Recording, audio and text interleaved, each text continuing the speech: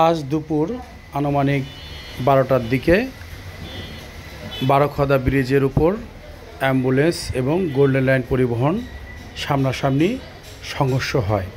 এতে অ্যাম্বুলেন্স অবস্থা খুবই খারাপ, দুমড়ে মুচড়ে যায় এবং অ্যাম্বুলেন্সের ড্রাইভারকে ফরিদপুর হাসপাতালে ভর্তি করা হয়েছে।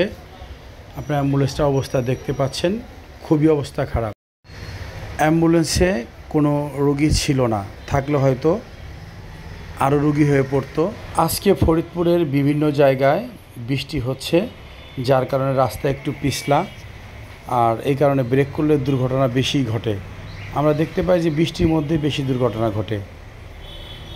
আর রাত্রে যখন ড্রাইভার ঘুমিয়ে পড়ে তখন যাই হোক, গাড়ির পিছে কত একটা পুকুর দেখতে পাচ্ছেন, হয়তো পুকুরে পড়ে গেলে আরও অবস্থা খারাপ হতে পারত।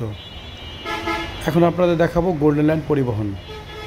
এই যে গোল্ডেন লাইন পরিবহন দেখতে পাচ্ছেন, আর রাস্তা কিন্তু এখনও ভিজা রয়েছে, দেখেন পিছলা, ব্রেক মারলে গাড়ি যে কোনো একদিক টান মারে।